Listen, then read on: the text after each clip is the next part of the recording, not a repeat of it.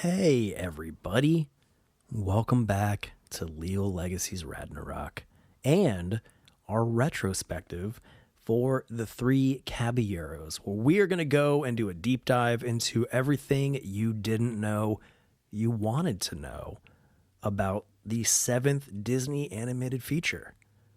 Now, if you haven't yet, you can, right after you listen to this, or pause this and before you listen to this, go and check out our watch along podcast for the three Caballeros. Maybe you want to watch it again. Sorry. I used to call these podcasts Badnarok because I would do things like clear my throat and stuff, but hey, it is what it is. It is what it is. I might have to clear my throat. It's just going to be that. All right. Don't take it personally.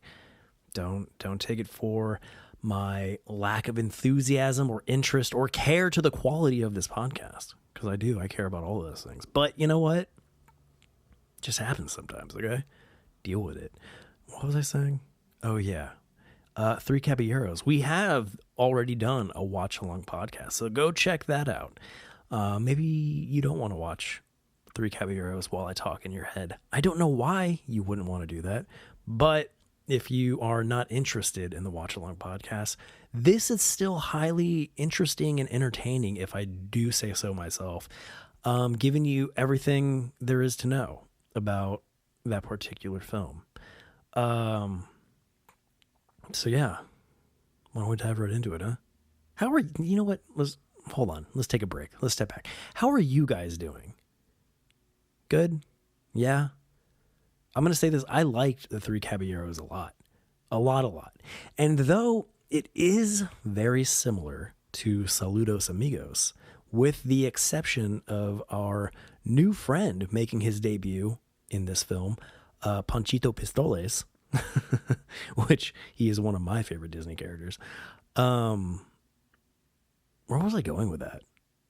I don't know. I liked it. That's basically what I'm trying to say. What I'm trying to say is I dig it, okay? The Three Caballeros. It's a 1944 American live-action animated musical package film produced by Walt Disney and released by RKO Radio Pictures. The film premiered in Mexico City on December 21st, 1944. It was released in the United States on February 3rd, 1945, and in the United Kingdom that same March. So March 1945. The seventh Disney animated feature film, I think I mentioned that, the film marking the 10th anniversary of Donald Duck. So the three Caballeros, happy 10th, you know what? It's 10th anniversary of Donald Duck. I almost said Donnie Duck. What? Wouldn't that just make it Donald Duck's 10th birthday? Right? So the film it was for Donald Duck's 10th birthday. That makes it so much more special in my mind for some reason. Well, I don't know, not for some reason. It's really neat. It's really neat, okay? Let's see. The movie plots an adventure through parts of Latin America, combining live action and animation. This is the second of six package films released by Walt Disney Productions in the 1940s, following Saludos Amigos in 1942. It was also the first feature-length film to incorporate traditional animation with live action actors. Which one? Because I felt like Saludos Amigos... No, did it? I don't know. Did Saludos Amigos do that? I'm having a hard... Saludos Amigos totally had to do that. But maybe it didn't. And the three Caballeros... Don't say Caballeros. It's not Caballeros. It's Caballeros. That double L in Spanish is ya. Yeah. The three Caballeros. You know what? Maybe it was the first full or the first feature-length film to incorporate traditional animation and live-action actors. Maybe. I felt like they may have done that in Saludos Amigos too, but I might be very wrong about that. So one of the two was the first to do it. Maybe this one. Maybe Three Caballeros. Anyhow, let's move on. The film is plotted as a series of self-contained segments strung together by the device of Donald Duck. Happy 10th birthday, Donald. Oh, look at this. It's strung together by the device of Donald Duck opening birthday gifts from his Latin American friends. Now, that makes so much more sense why Donald's opening gifts for his birthday. Because the Three Caballeros marks the 10th anniversary of Donald Duck, i.e., Donald Duck's 10th birthday. What do you know? What do you know? That had to be... that. There's some thought put behind that, right? There has to be. That can't all be coincidence. No way.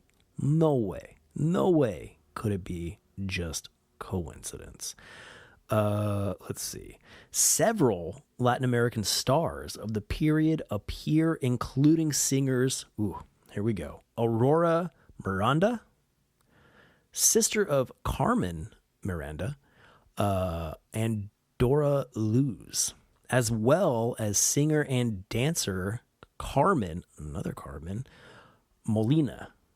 I think I nailed each of those names. Just saying. Fabulous. So Aurora, oh wow, her name is so much longer when you hover on her name and on the internet. So Aurora Miranda de Cunha Caid, Richard, I can't say it, okay? It's Aurora Miranda da, so D-A, and then C-U-N-H-A, next name, R-I-C-H-A-I-D. So you tell me how to pronounce that. Should I do the other ones too? I'm just going to butcher all of them. Okay, Carmen Miranda. Her name is just Carmen Miranda. Okay, she didn't have three other names thrown in there. And then Dora Luz, same thing. Or is it Luz? I went to school with a family by the name of Luz, L-U-Z, but I've also heard it pronounced Luz. So I don't know. I'm going to say Luz because I liked the Luzes.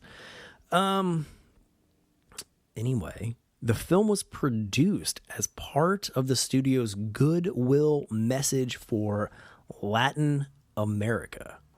The film stars Donald Duck, who in the course of the film is joined by his old friend, Jose Carioca, from Saludos Amigos. That's where we got to meet that cigar-smoking parrot. I like him.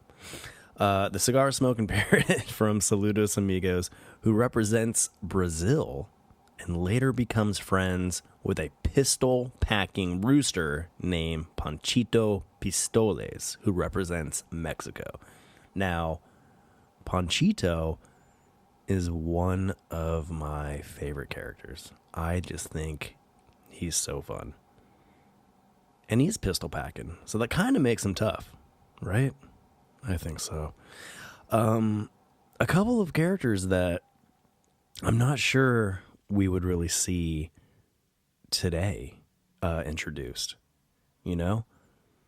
I don't think in this day and age kids will be, but then again, at the same time, this was for more than just kids. So maybe they added the cigar to Jose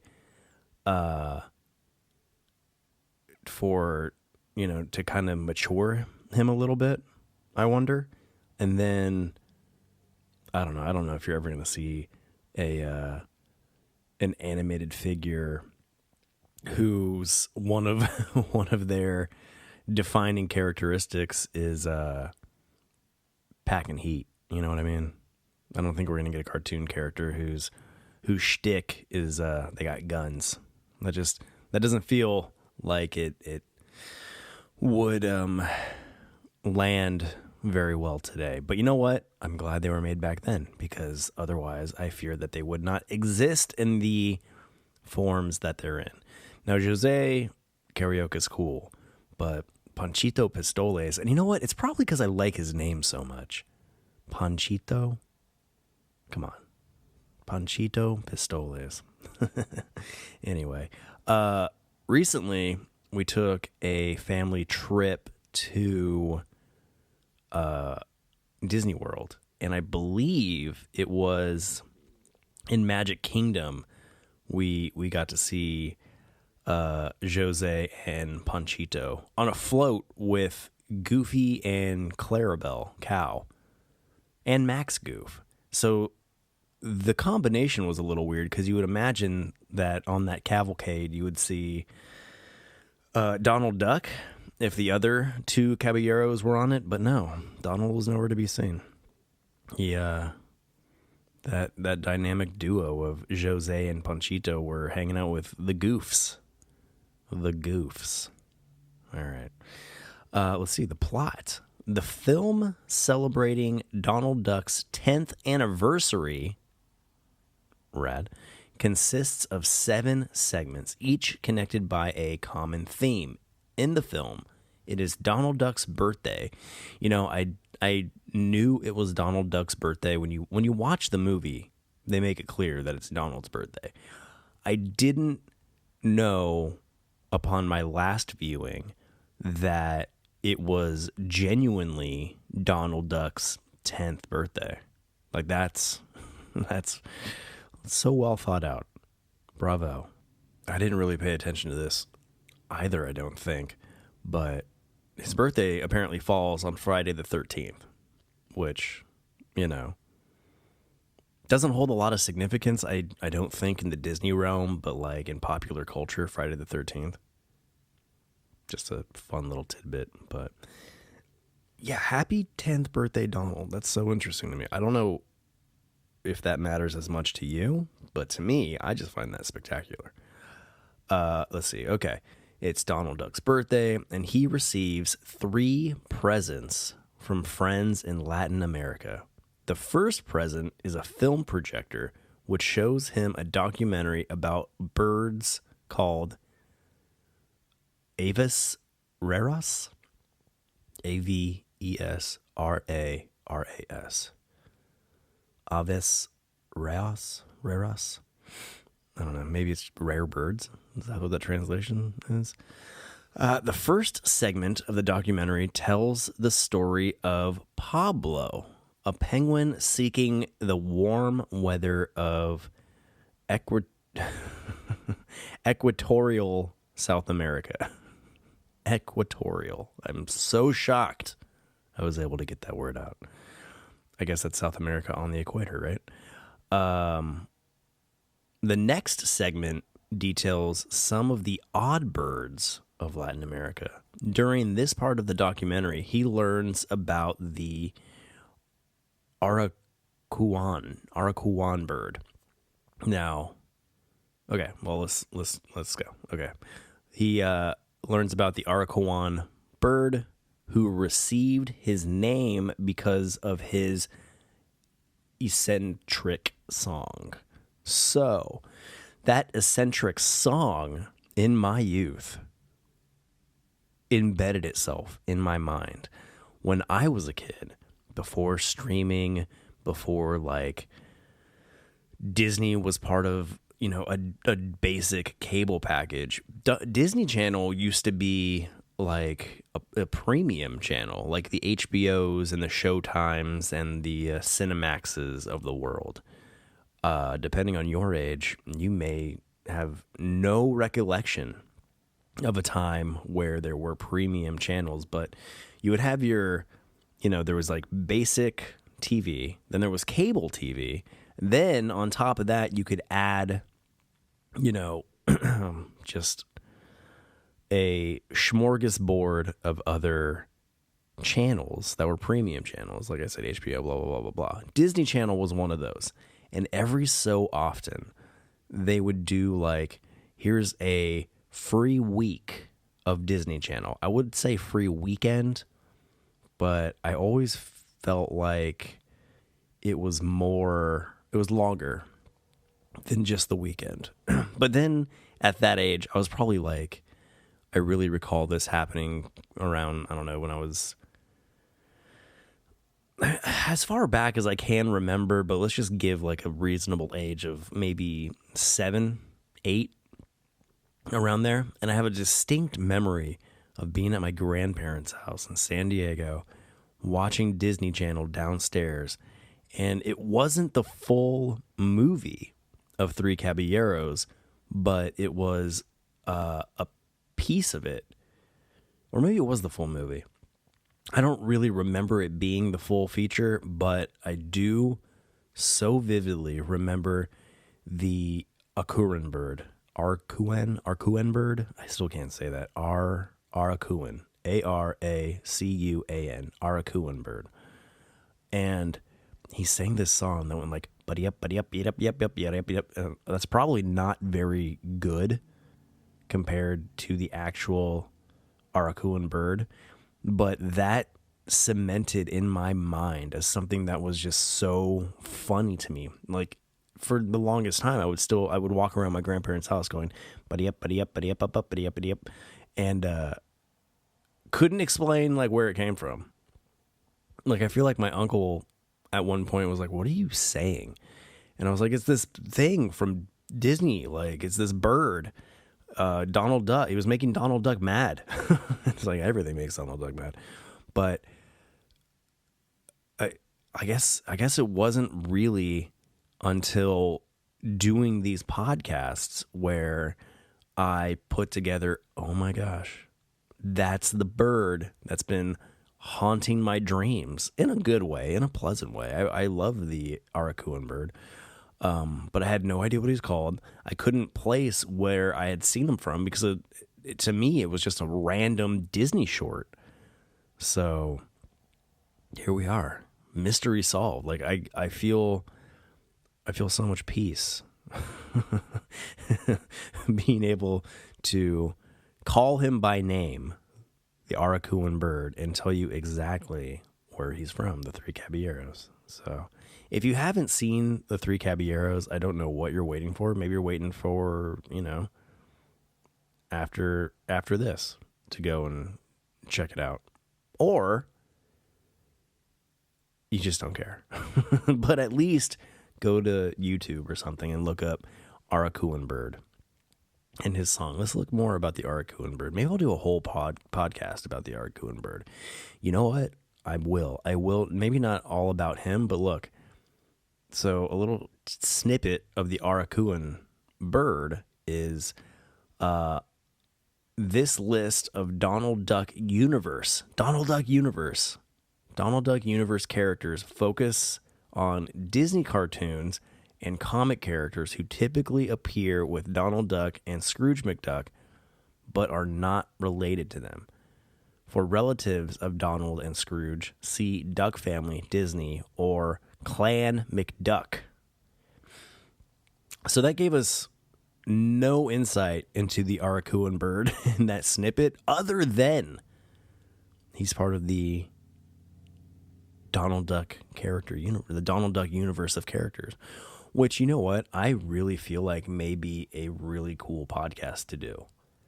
Because you got, like they said, they got Donald Duck, Scrooge McDuck, Huey, Dewey, Louie, Daisy, Launchpad, Gizmo Duck. I'm sure Darkwing Duck falls in, any of the ducks. So that, you know what, jot that down. There will be a podcast where we do a retrospective of the Donald Duck universe of characters. Don't, hold your breath on when it's going to come out, but it'll happen. I'm oddly excited, and you could do the same thing about Mickey. Oh my goodness. Okay. Anyway, back on track. Where do we leave off? We left off on the Araquan bird's song. Okay. So the documentary then shifts to the perspective of a man narrating a story from his childhood where he discovers and befriends a donkey with the wings of a condor in Uruguay. That was fun. I remember that short. I feel like that was another short that I may have seen as a standalone in my youth. They tended to do that, I think, in like the 80s and 90s, go back to these package films and chop them up to fill, I don't know, cartoon time slots, I guess. I also could be making that up, but I don't think I am. I think that genuinely happened. The next present is given to Donald by Jose. It's a book. And the book tells of Bahia. Ah, Bahia. Yeah, he does that over and over again. Old Jose loves Bahia. And apparently Bahia is spelled Bahia. But in the film, they spell it Bai with one of those like slanty accent kind of dots over the A or the I. A. So B-A-I, fancy I-A. Bahia. Oh, Bahia. That's a really good Jose karaoke right there. Oh, Bahia. Donald. I'm really good at that. You know why I'm good at that? Because I grew up in a Portuguese family, and they speak Portuguese in Brazil. So I got the Portuguese accent down. Okay. Bahia, which is one of Brazil's 26 states. Jose shrinks Donald and himself both down to a size so that they can enter the book. That's not how that is typed. That's just how my brain read it. The way it really says it is Jose shrinks them both down so that they can enter the book.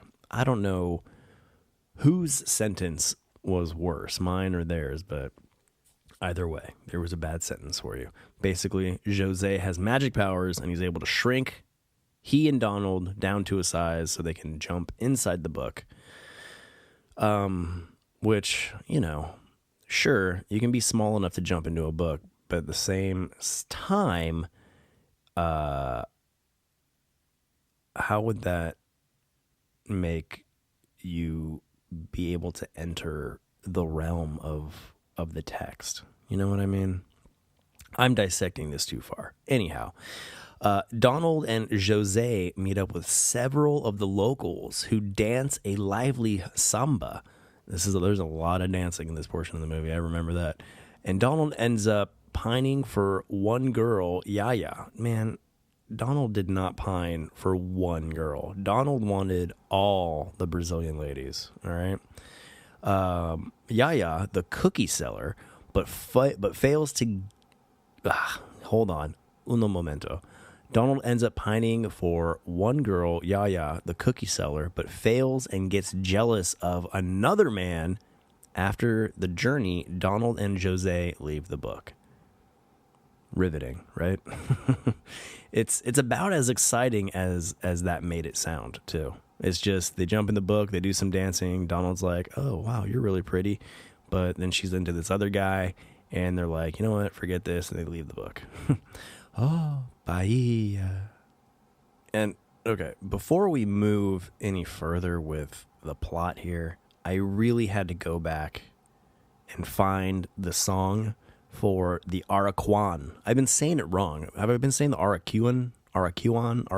I don't know what I've been saying, but it's Araquan bird. Araquan. And listen to this. This is what was stuck in my head forever.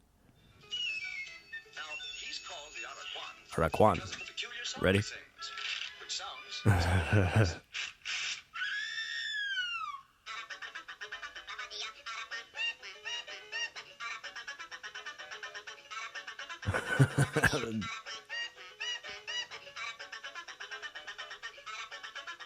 the way, amigo, did you know some birds are skilled craftsmen? All right. Yeah, some of them are. And you can learn more about the craftsman birds in the Three Caballeros. But that was Araquan. That was the song that I would just like run around my grandparents' house singing.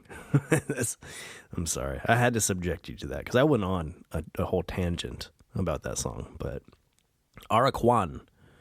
I'm not going to remember that. Araquan. Anyway, let's move on.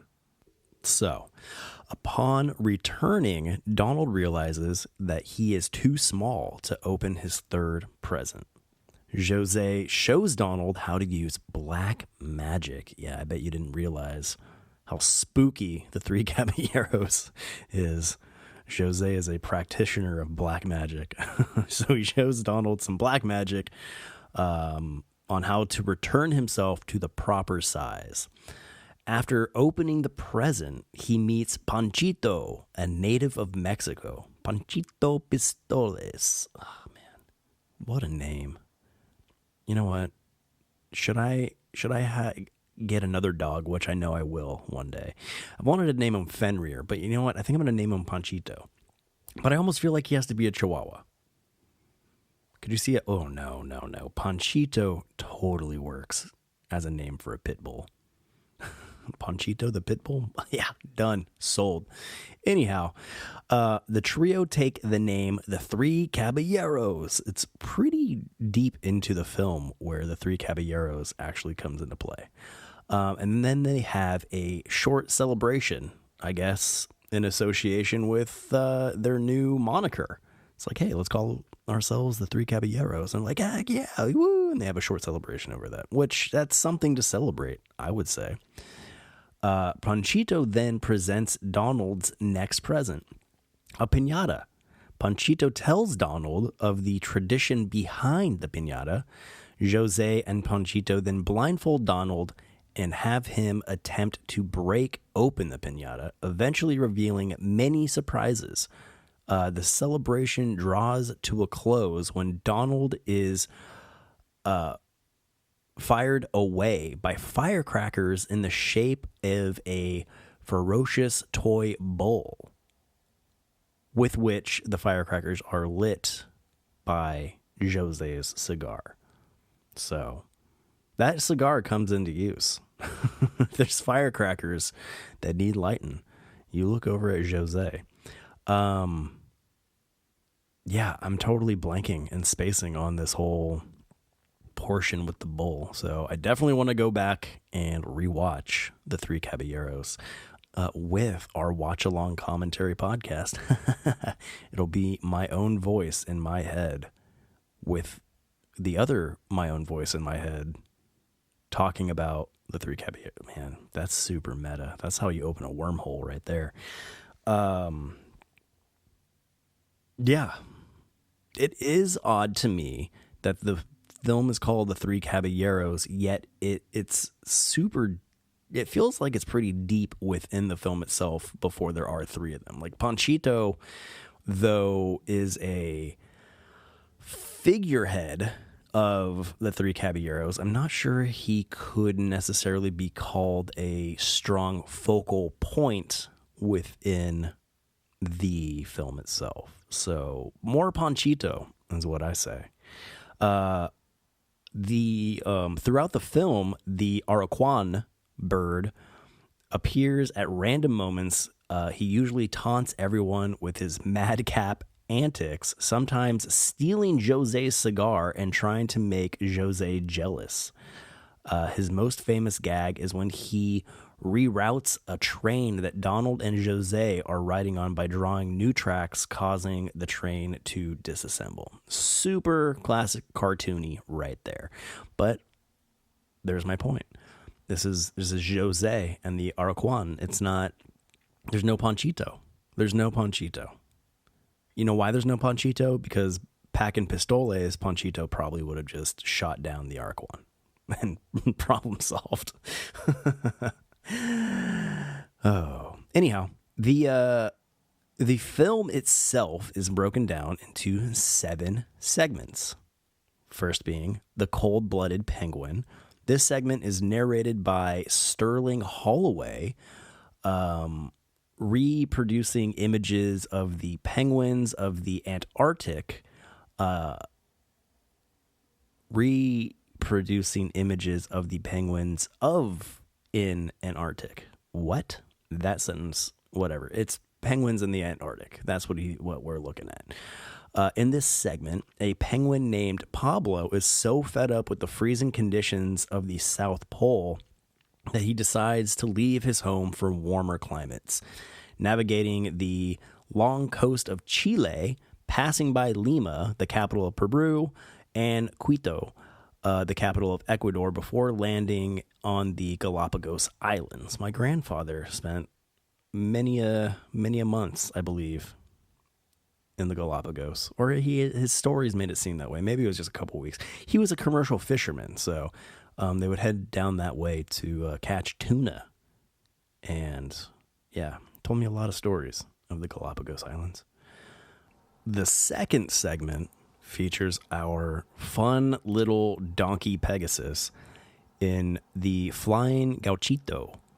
This segment, with an adult narration provided by Fred Shields, involves the adventures of a little boy from Uruguay, and a winged donkey who goes by the name of Burrito, which is Spanish for little donkey. Burrito. Wait a minute. Burrito. Hold on.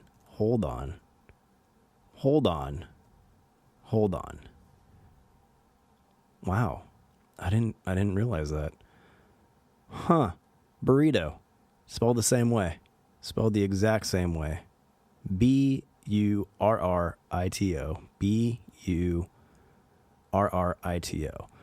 So when you get a burrito, you're actually getting something that's called a little donkey. That is something I've never known. But, all the evidence is there. Burro is a donkey in Spanish, and burrito only stands to reason that it's a small donkey. But going to taco shops my whole life, I've never put those two together. So moving forward, anytime you get a California burrito, you're getting a California little donkey. Yeah. And I use the California burrito as my example because grew up in San Diego, home of the California burrito. Yeah, that's right. San Diego invented the California burrito. It's carne asada, guacamole, cheese, French fries, and depending on where you are, some sort of like maybe pico, some sort of salsa, maybe. But at Nico's in Ocean Beach, San Diego, California, I always get a California, hold the salsa. And it's just the greatest burrito. It's the greatest little donkey of all time. That's what it is. It's my favorite little donkey. Our third segment is Bahia. Oh, Bahia. Jose's favorite state in Brazil. This segment involves a pop-up book trip through the Brazilian state of Bahia, as Donald and Jose meet up with some of the locals who dance a samba, and Donald pining over one of the women portrayed by singer Aurora Miranda. She's very pretty, so I get it, Donald. I get it, buddy. Yeah, we talked about that earlier. It's a lot of dancing and sing-songiness. It kind of, I would cut Bahia down and add more Panchito, honestly. You know what I mean? No offense to Aurora Miranda. Although, I mean, you could have just, there was more than just Aurora. Just make Aurora the focal point of Bahia, to forget the other dancing, and wrap it up with a bow so we can get a little more Panchito, right? Okay. Anyhow, the fourth segment is Las Posadas. This is the story of a group of Mexican children who celebrate Christmas by reenacting the journey of Mary, the mother of Jesus, and Saint Joseph searching for room at the end. Classic Christmas story. You know what I mean? Or the story of Christmas itself. Growing up Catholic, I've heard it so many times, seen so many plays and reenactments, and know it inside and out. Posada meant inn or shelter, and their parents told them no posada at each house until they came to one where they were offered shelter in a stable. Now, I very much remember this particular reenactment as a child. San Diego is next door neighbors to Mexico. So there's a lot of Mexican traditions that carry over from Mexico into San Diego. And really, San Diego was part of Mexico before, it was so viciously turned into the U.S. Anyway, not a laughing matter, but, I'm trying to keep things light. But I remember at some point the no posada part. Like, it just sticks out in my head. I'm not sure if I was involved in like a Christmas play that involved no posada, or if I watched one, or on like another grade level growing up doing I don't know. But no posada was this theme around doing this at Christmas is familiar, very familiar to me. Let's see. So they find shelter in a stable, and this leads to festivities, including the breaking of a piñata, which in turn leads Donald Duck trying to break his own piñata as well. So this is where all the fun begins, or kicks off, because we have Panchito. And the next segment is Mexico, Patzcuaro, Veracruz, and Acapulco. That's where my parents honeymooned. Acapulco. I think honeymooned. I don't know. I just remember growing up, there was like a coconut shell that was like, super touristy souvenir that said Acapulco on it. My mom would always tell me, I got that in Acapulco. And I never really knew what she meant. I had no idea where Acapulco was at that age. I just knew it was a fun word to say. So I would always talk about it. Acapulco.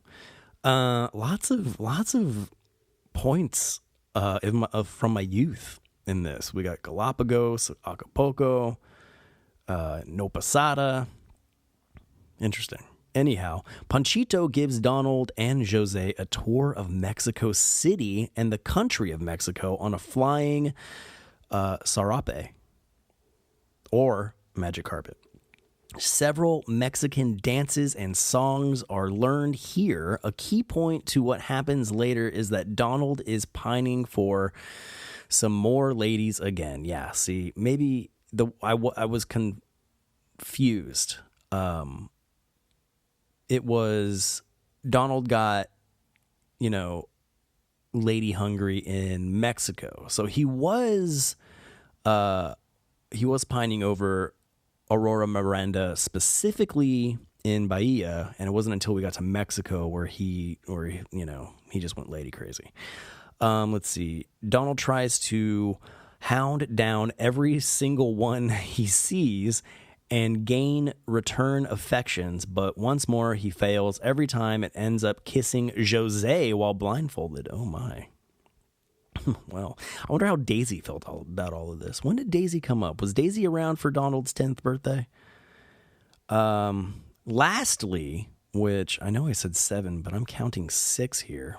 I'm wondering if like the finale was counted as the 7th, but so let's see. You Belong to My Heart and Donald's Surreal Revieri? Surreal Revieri? Reverie? Am I saying that right? Anyway, but it looks like they compounded the last 2 segments into one. That's why we got the You Belong in My Heart and Donald Surreal Reverie. I don't know how to say that. I'm sorry. Dyslexic. You know this about me, though. Let's see. The skies of Mexico City result in Donald's falling in love with the singer Dora Luz, or Luz. I don't know. I grew up with a family named the Luzes, L-U-Z, but I've also heard the name pronounced Luz, so not sure. But Dora Luz or Dora Luz. Man, Donald's falling in love left and right. Dora and Aurora?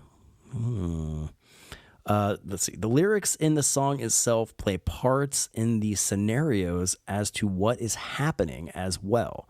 Then several imagined kisses lead to Donald going into the love is a drug scene. Whoa. Donald consistently envisions sugar rush colors, flowers, and Panchito and Jose popping in at the worst moments, making chaos. sounds like a terrible fever dream. You know what? I bet Donald, he drank the water in Mexico. You do not drink the water in Mexico, man. Montezuma's Revenge. Haven't you heard all this stuff? Come on. The scene changes after Donald manages to dance with Carmen Carmen Molina. Whew. I don't know why that was so hard to get out, but there it is. Carmen Molina from the state of Osaka. Oaxaca. I'm thinking that is how you say it, but I don't speak Spanish well. From the isthmus of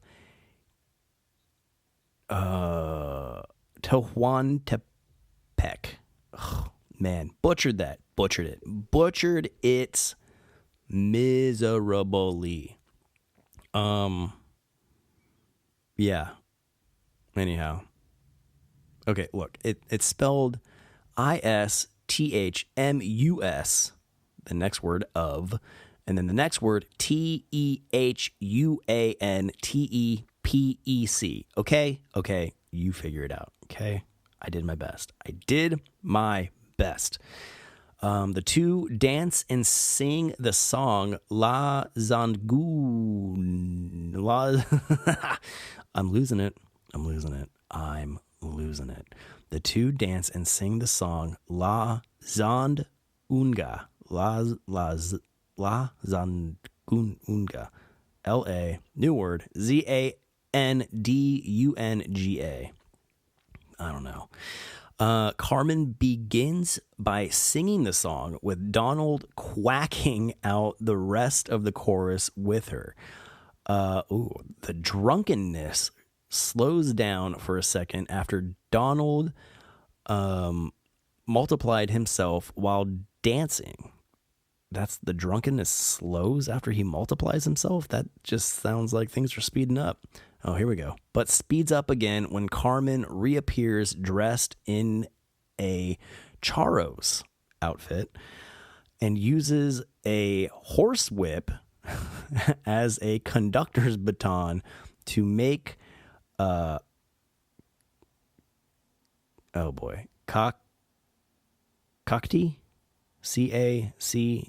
cacti? Cacti. Oh man, I thought it was going to be much more complicated.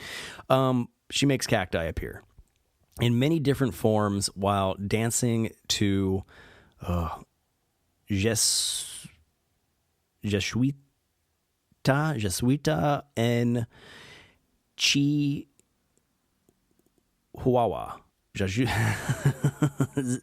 Jesusta and Chihuahua? I don't know, man. Jesusita, new word, En, new word, Chihua. So that's definitely Chihuahua. It's a Mexican polka, apparently. Man, I am butchering these words, and I apologize to the Mexican people. A trademark song of the Mexican Revolution. Hey, now. This scene is notable for providing the masterful combination of live action and cartoon animation, as well as animation among the cacti. That's a lot. I get it. I get the surreal part here. Let's see. The scene is interrupted when Panchito and Jose suddenly spice things up for the finale of the movie. Things aren't spicy yet. They get even spicier. Well, it is Mexico. Donald ends up battling the same toy bull with wheels on its legs the day before from earlier. That's a weird sentence, but basically I guess that bull that came out of the firecrackers comes back, it's on wheels, and Donald needs to fight it again. I'm remembering that part. Let's see. The catch is that it is now loaded with fireworks and other explosives, following with a fireworks finale with the words "the end," with the words "the end" exploding from the fireworks first in Spanish, fin, in the colors of the Mexican flag, and then second in Portuguese, fim, in the colors of the flag of Brazil, and finally in English in the colors of the flag of the United States, red, white, and blue. And that's the end of the three Caballeros. So there you have it. That is the three Caballeros. They have indeed lived on beyond their feature film.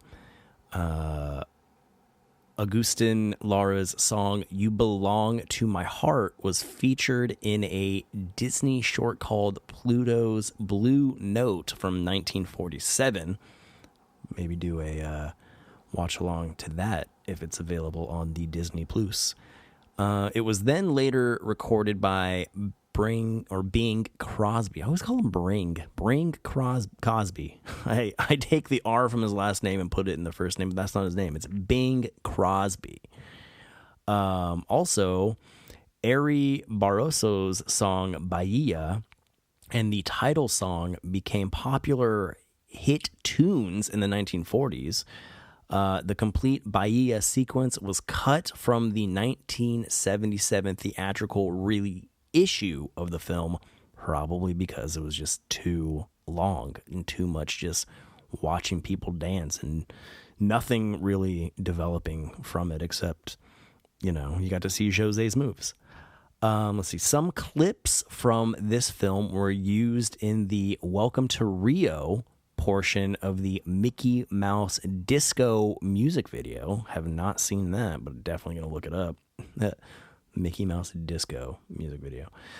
Don Rosa wrote and drew 2 comic book sequels.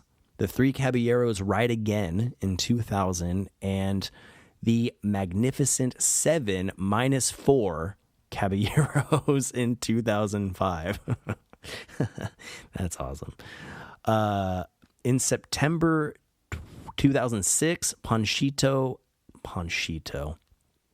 In September 2006, Panchito and Jose returned to Walt Disney World, where they appeared for meet and greets.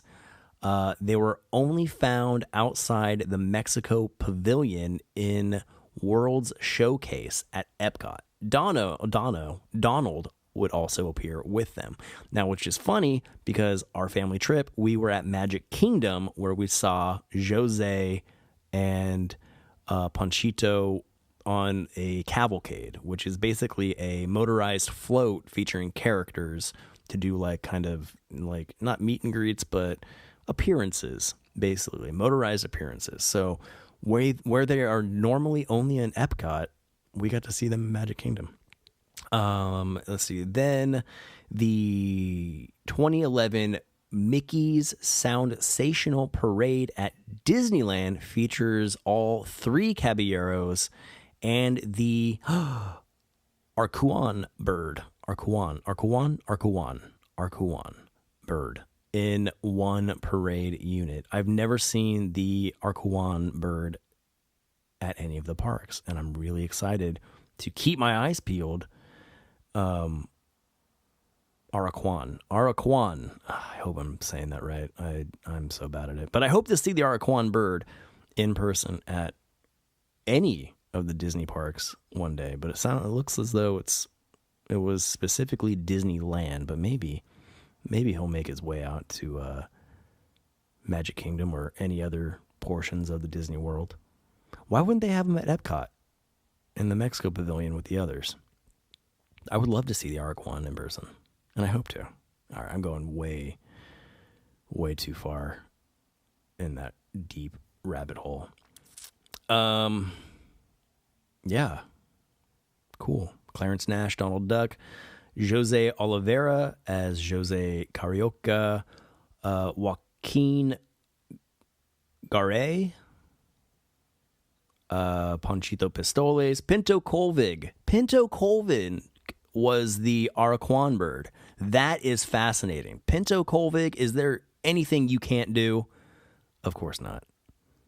Man, I never would have guessed that was Pinto Colvig. We're familiar with Pinto Colvig. He has voiced countless characters, most notably Goofy and some Pluto, but it's hard to voice Pluto. You know what I mean? It's a lot of barking and growling and stuff like that. Let's see. Aurora Miranda was Yaya. Dora Luz herself. Carmen Molina was Carmen Molina. Sterling Holloway, narrator for Pablo the Cold-Blooded Penguin. Frank Graham was a narrator. Fred Shields, a narrator for The Flying Gauchito. Francisco Frank Mayorga is the Mexican guitarist. And then a bunch of other folks who just played themselves. So fun stuff. Fun stuff. Let's see. Theatrically, the film premiered in Mexico City on December 21st, 1944. It was released in the United States on February 3rd, 1945, and in the United Kingdom in March. The Three Caballeros was re-released to theaters on April 15th, 1977. For this reissue, the film was edited significantly and re-released in featurette form at 41 minutes to accompany a reissue of Never a Dull Moment, which I don't know why it wouldn't just pair with the three or the Saludos Amigos. For the film's television premiere, The Three Caballeros aired as the 9th episode of the first season of ABC's Disneyland television series. Interesting. Edited, shortened, and retitled A Present for Donald for this December 22nd, 1954 broadcast and subsequent reruns. Donald receives gifts from his friends for Christmas instead of his birthday, like in the original.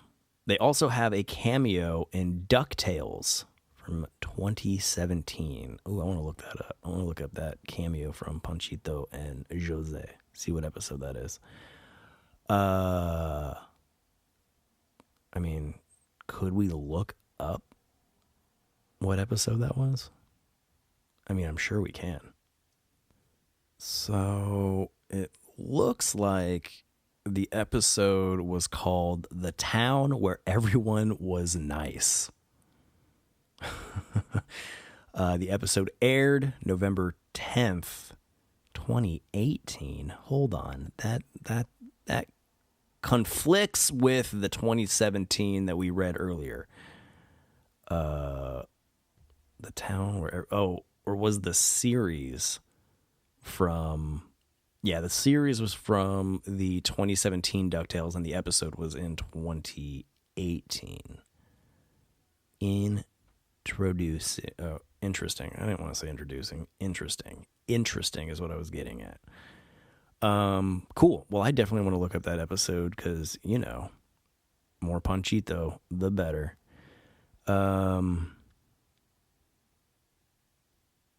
Yeah. Cool. The Town Where Everyone Was Nice. What a name. What a name. What a name. Am I losing steam? The Three Caballeros received mixed reviews upon its original release. Most critics were relatively perplexed by the technological razzle-dazzle of the film, thinking that in contrast to the previous feature films up to this time, it displayed more flash than substance, more technique than artistry, which I will agree with. There's not a lot of meat on these bones, but the bones are strong for the technological advancements in animation. Bosley Crowther, for one, wrote in the New York Times, Disney and his playmates have let their technical talents run wild, which I don't feel like is a negative review per se, but, you know, accurate for sure. Other reviewers were taken aback by the sexual dynamics of the film, particularly the idea of Donald Duck lusting towards flesh and blood women. Now, ducks do favor, maybe not favor, but they are interested in flesh and blood human ladies. Just watch Howard the Duck. For those of you who know, you know. And if you don't know, really, though, look up that movie. It's different. Let's see. As Wolcott Gibbs put it in a negative review of the film for The New Yorker. Ooh, 2 reviews in The New Yorker. Such a concept is one of those things that might be disconcertant, less squeamish authorities than the Hayes office. I don't understand that at all. It might even be said that a sequence involving the duck, the young lady, and a long alley of animated cactus plants would probably be considered suggestive in a less incoherent or in a less innocent medium. I don't know. Okay. I butchered all of that, but I don't care, because from what I'm gathering from that review, it's just somebody being annoying. So, hey, what's up? What's your name? Wilcott? You're annoying, Wilcott. I prefer Bosley Crowther's review in the same publication. Maybe not the same issue, but New York Times. Oh, wait, no, the New Yorker. Yeah, see? Avoid the New Yorker. It's got a real stuffy logo with that guy in the top hat and the monocle. Yeah, forget the New Yorker. Of course you gave it a bad review, New Yorker. The film currently holds an 88% approval rating on Rotten Tomatoes based on 16 views. Let's get that up. However, with an average score of an average score of 6.8 out of 10, the site's consensus reads, one of Disney's more abstract creations. The Three Caballeros is a dazzling, colorful picture that shows the company at an artistic acme. I like that review. Yeah, again, not a lot of story substance, but that wasn't what this was ever supposed to be. It was supposed to be visually exciting and groundbreaking and just super energetic. And that's what we got. Let's see. Box office. The film returned rentals to RKO by 1951 of $3,355,000, with $1,595,000 being generated in the U.S. and Canadian box offices. The film generated in excess of $700,000 in Mexico alone. Wow. Wowza. Pretty cool. I really didn't know all of that information. And that's why we do this. We do retrospectives to learn more about these Disney animated features from the past. Other media, let's see. One of the scenes of the former Mickey Mouse Revue features Donald, Jose, and Panchito in the show performing the movie's theme song in the queue for Mickey's PhilharMagic. That's a cool experience. There is a poster for Festival de los Mariachis, which also features the 3 protagonists. They also appear in some of Disney's themed resorts, such as Disney's Coronado Springs Resort, where one can find topiaries of the trio. Those bushes, hedges cut like characters, topiaries. And Disney's All-Star Music Resort, where a fountain depicting the trio is the centerpiece of the guitar-shaped Calypso Pool. That sounds fancy. Oh, look at this. Here, this one's super relevant, especially to me. The Araquan bird made an appearance in the 1947 short film Clown of the Jungle, where it consistently interrupts Donald's attempts to photograph birds in a South American jungle. Interesting. I bet you that's the short that I saw. It wasn't a snippet from the Three Caballeros. It was from Clown of the Jungle, which sounds incredibly familiar now that I'm reading that. And the idea of Donald trying to photograph birds in South America, that right there ties to both Saludos Amigos and the Three Caballeros. But wow, okay, so that I've been thinking that it was a snippet from Three Caballeros this whole time, but no, it was Clown of the Jungle. Fascinating. I'm gonna have to see if that's up on the Disney Plus, because that'd be a fun one to do, just for the, like, you know, story arc I've had with the Araquan bird. Brilliant. Fictional music group Alvin and the Chipmunks covered the title song, The Three Caballeros, for their 1995 Disney-themed album, When You Wish Upon a Chipmunk. However, the Disney company neither sponsored nor endorsed the album the song was featured on. Interesting. I wonder what other songs were on there. It contains 10 tracks. Huh. I'm not going to go deep diving on that. We got the Three Caballeros information out of there. In February 2001, Jose and Panchito appeared in the House of Mouse episode, The Three Caballeros, appearing as reoccurring characters after that. Neato. In 2015, also makes... That's a weird way. In 2015, also makes... I'm going to say... In 2015, they also make an appearance in Mickey Mouse episode Feliz Compañeros. Feliz Complanero. Oh my gosh. Feliz Complanero. Oh my. Whoa. Feliz Cumpleaños. Why on earth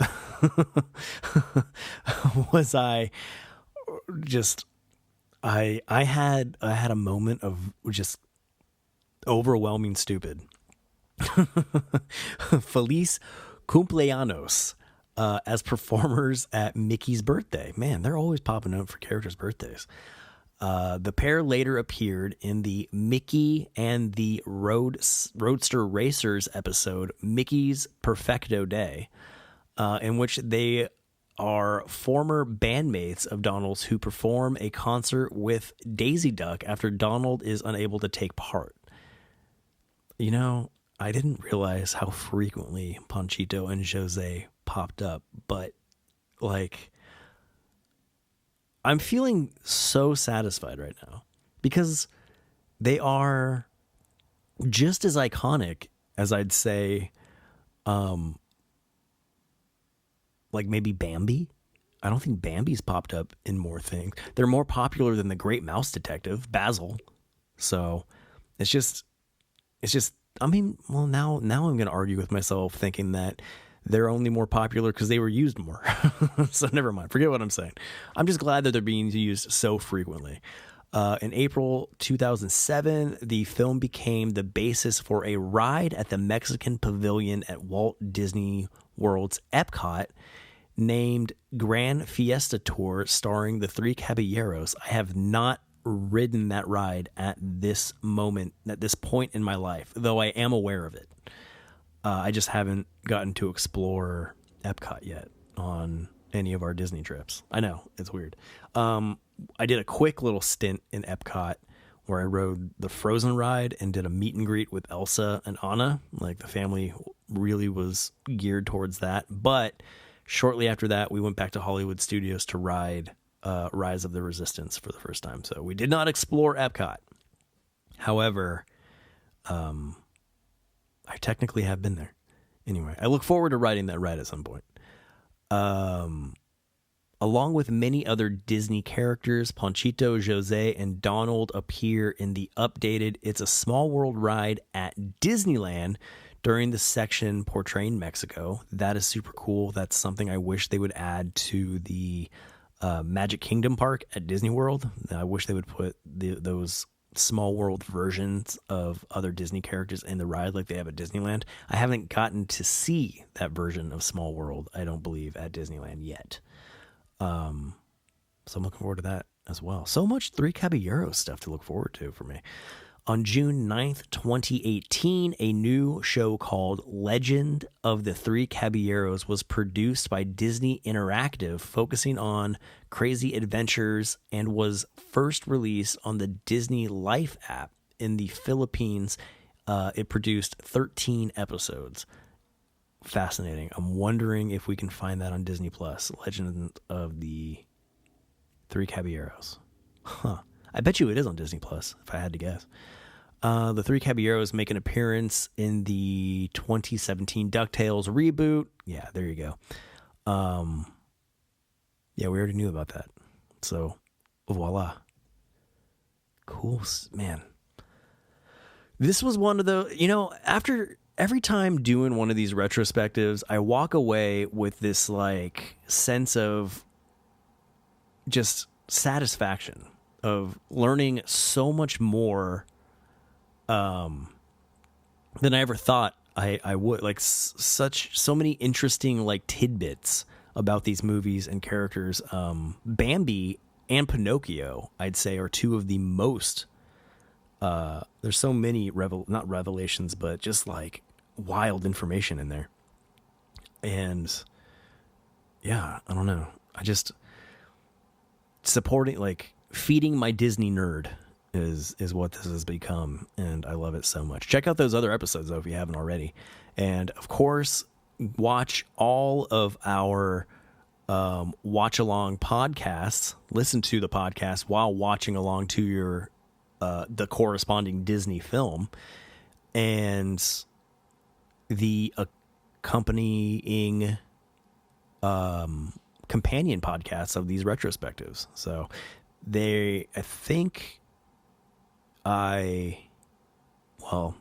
never mind. I was going to say, I think I'm caught up now, but depending on when you listen to this, I might have the whole catalog done. So forget that I said anything. Forget that I subtly admitted that I fell behind on retrospectives. Whatever. Just ignore that. Ignore that fact. Hey, you know what's a good way to distract yourself? By visiting our Skeleton Crew store, either by visiting Skeleton Crew, CRUE brand.com, or going to leallegacy.com and clicking on the Skeleton Crew store. There's several ways to access it there. I'm going to say I'm taking a different course of execution for Skeleton Crew, but depending on when you listen to this, that might be old news as well. So forget it.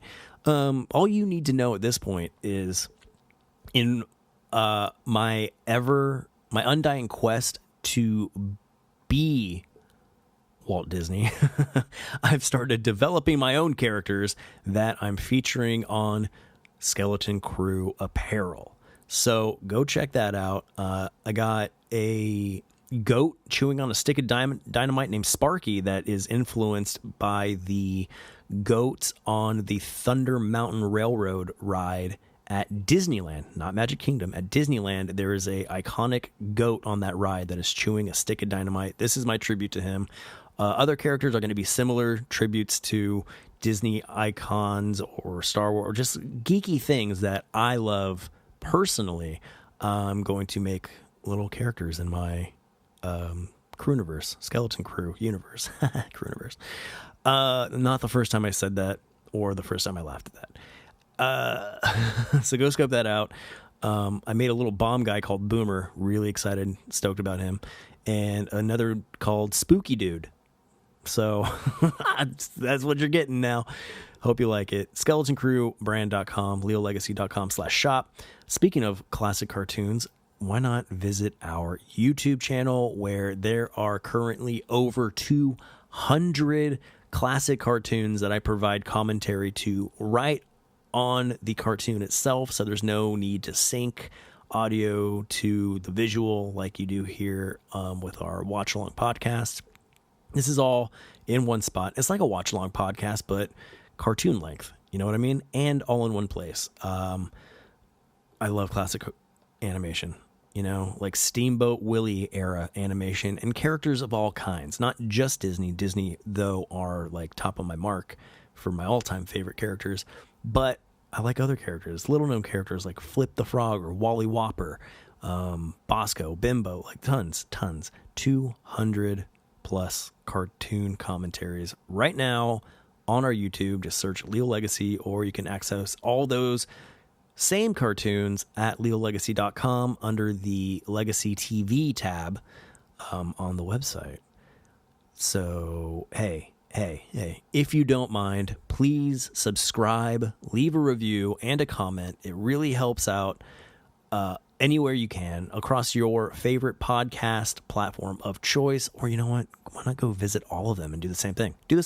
Skew the numbers. I don't care.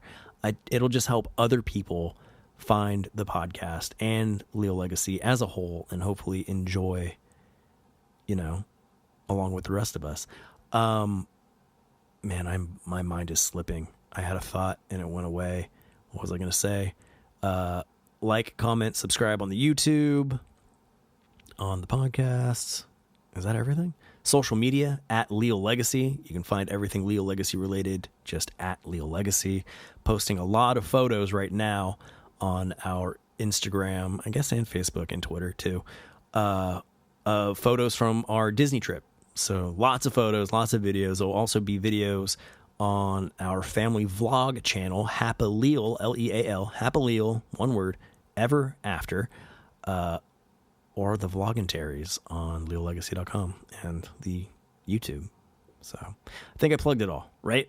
Was that everything? I feel like it's everything. Thanks for listening. Catch you on the next one, right? What a weird and lame sign off. Sorry.